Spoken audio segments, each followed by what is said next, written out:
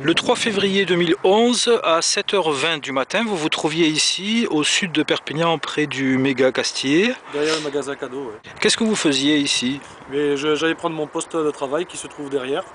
Et j'ai garé la voiture que j'ai mis ici. Je vais sortir l'ordinateur pour le mettre dans le bureau. Et à ce moment-là, au niveau du poteau là-bas, j'ai vu une lumière blanche où j'ai pas prêté attention dès le départ. Donc j'ai regardé cette lumière pendant quelques secondes.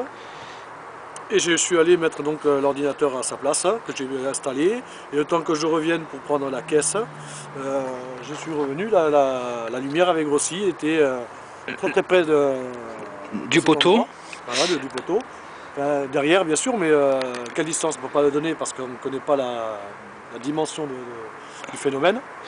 C'est resté 4 secondes, quand j'ai commencé à le regarder, c'est resté 4 secondes derrière sans bouger.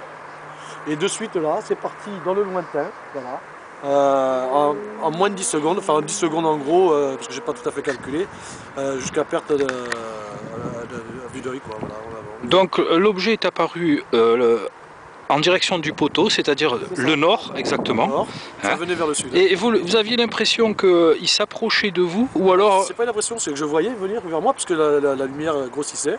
C'était très blanc, mais pas aveuglant.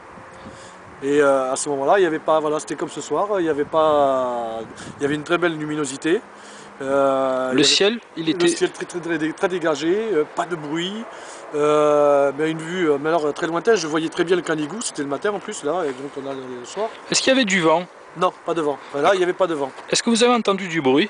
Aucun bruit. Alors aucun bruit. D'habitude ici, là, il y a un mast, on entendait le chien, et là, plus rien. On n'entendait plus rien. Ce jour-là, je n'entendais pas le chien. Est-ce que vous pourriez m'indiquer, bras tendu, la taille apparente de ce phénomène?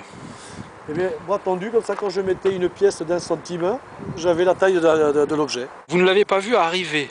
Non, il y était déjà. Il y était. J'ai vu cette lumière quand je me suis garé là. Et j'ai vu cette lumière. J'ai pas prêté attention. J'ai cru qu'au départ c'était une étoile.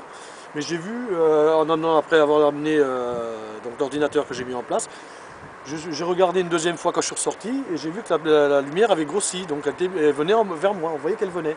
Est-ce que vous avez perçu des clignotements? Non, aucun clignotement, rien. Et est-ce que la lumière est toujours restée blanche? Toujours. Elle est restée tout à fait blanche, très puissant, mais pas aveuglante. D'accord.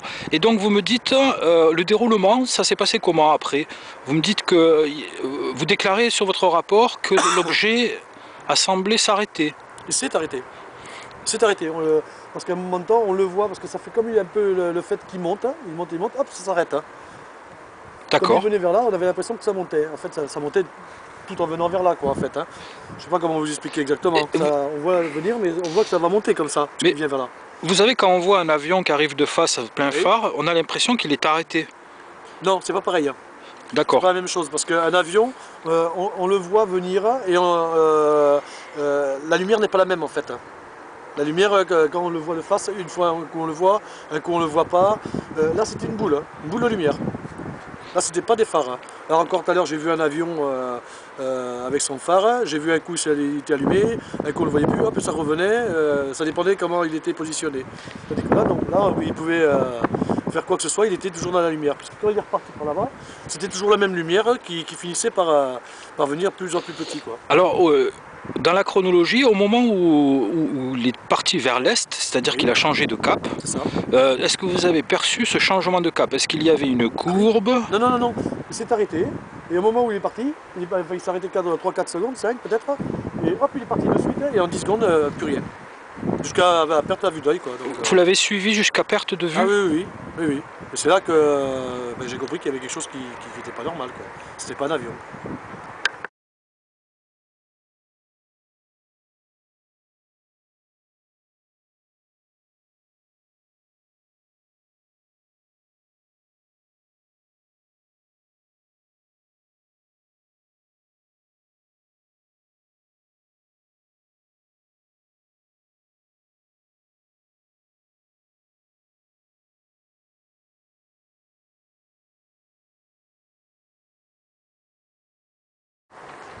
Donc là, quand vous voyez l'ISS qui est en train de passer au-dessus exactement dans la direction où vous avez vu l'apparition, Ouais. quelle différence vous faites entre votre observation du 3 février et le passage de l'ISS aujourd'hui? C'est une petite lumière, toute petite lumière. et qui va de nord-ouest à nord-est. Ouais. Nord-est, hein. Et donc et la vitesse est très faible hein, par rapport à ce que j'ai vu moi. C'est pas comparable, pas du tout comparable. Je peux même pas dire quelle vitesse il y aurait par rapport à celui-là, le nombre de fois la vitesse qu'il va. Ah, j'aurais l'impression que presque ce serait un avion quoi, qui vole. Quoi. Ah, le temps qu'il aille faire du poteau à ici, il a mis 5 secondes, alors que de là à là-bas il a mis 10 secondes à perte de vue. Quoi. D'accord. Donc c'est pas possible, c'est pas l'ISS, ça c'est sûr.